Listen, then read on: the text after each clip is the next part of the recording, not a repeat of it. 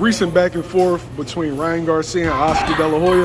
Yeah. Look like shit kind of getting a little ugly, man. I saw the beginning of it. I mean, where De La Hoya was saying something about the Pacquiao fight, and what's name was like, I don't want it. I don't care for that. Ryan also got mad that he's like, yo, you know I'm about to fight this dude Rolly next. You sitting there taking pictures with him. Yeah.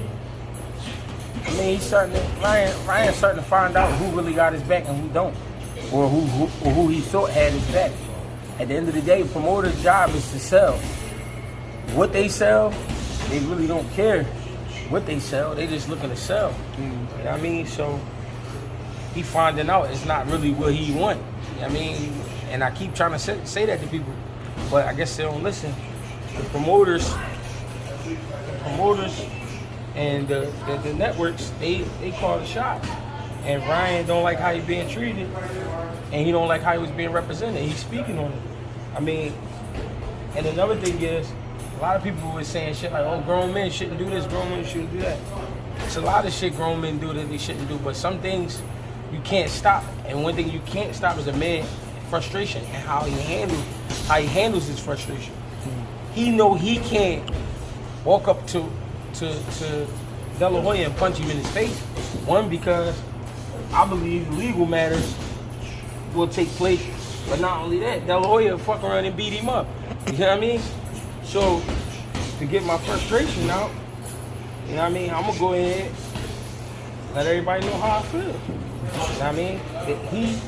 The reason we can't get mad at Ryan Garcia, because he is a social media guy. You know what I mean? This is how it all started with him. So, you know what I mean? He going to run the social media, and he wanted everybody to know how he being treated, and he don't think it's fair. But that's why you got to be careful who you do business with. It amazes me how these kids come up in the amateurs being trained by their trainers, their parents spending all this money, and then they give all the loyalty to the promoters and all the loyalty to the managers and matchmakers, all that type of shit, right? But as soon as you lose, they not fucking with you, but your family the ones you got to look in the face. So a lot of these guys, you know what I mean, they like to just jump on shit because of the glitter. You know what I mean, they see the shiny glitter and they want in. But you gotta be careful, man. We talking about your lives right here, you know what I mean? So, I mean, just be careful next time. They both of them have points, though. Like, I understand Ryan may not be happy with the, because I think it was over who was going to be his next fight. Yeah. But Oscar kind of made a valid point with you accepting the rehydration clause, even if that was the deciding factor and you winning and losing. Yeah. That was you. You decided to do that, and it's about accountability. A lot of fighters seeming like they don't want to take accountability for mishaps that happen in his career. It's always someone else. So, yeah, it's you fighting in the ring. Yeah, you signed the paperwork. A lot of times, that's what you don't hear about is the whispers in the guys' ears, being from the managers and the promoters. Yeah, this is a great fight, take it. I had to do a rehydration clause too. You know what I mean? When I fought such and such. I don't think it's a bad idea. Man, you can beat that kid anyway. Kid can't beat you. You one of the best in the world.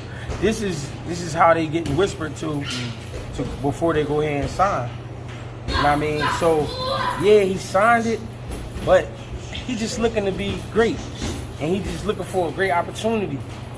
So yeah, he gonna go ahead and sign. But what I feel like Ryan is pissed about is y'all was with me all the way until the loss. Once he lost, you motherfuckers disappeared. Which is valid. Which is valid because once we in. But y'all treated me like y'all ain't even know me.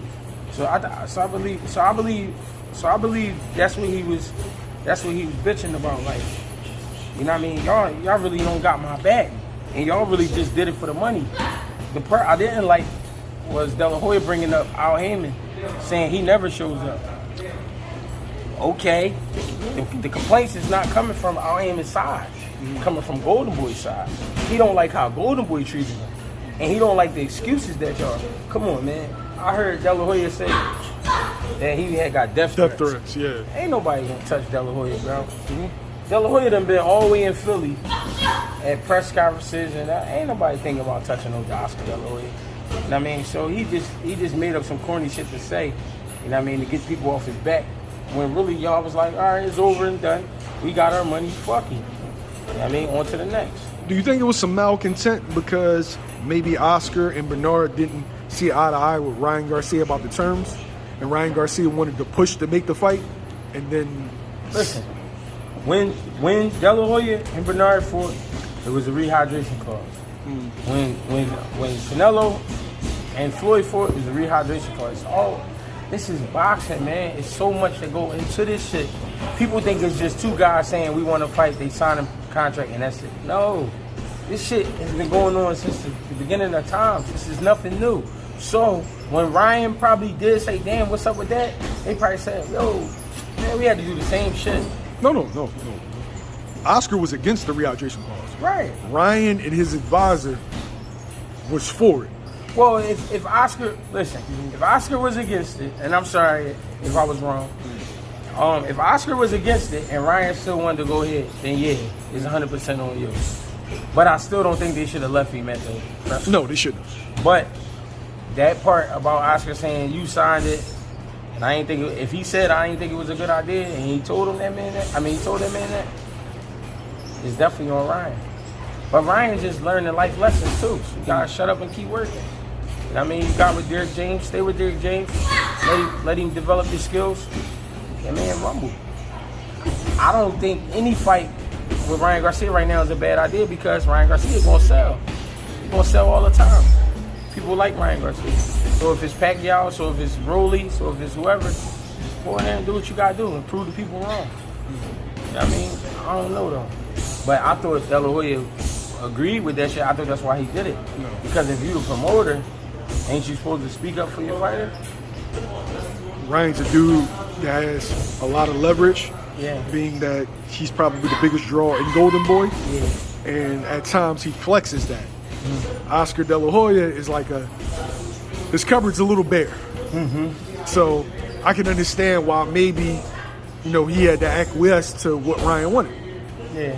But Ryan signed because he made the most money he made in his career, and it's just a fight, bro. And that's what we've been doing all our lives. So, fight. I don't get why you cry about that part now because it's over. That's what I guess that's what De La Hoya is saying. The shit over. So move on. You know what I mean? But I think he just saw it because he know now, like, I'm with some dudes that ain't got my back. But that's why you gotta make sure you run the tight ship. You know what I mean?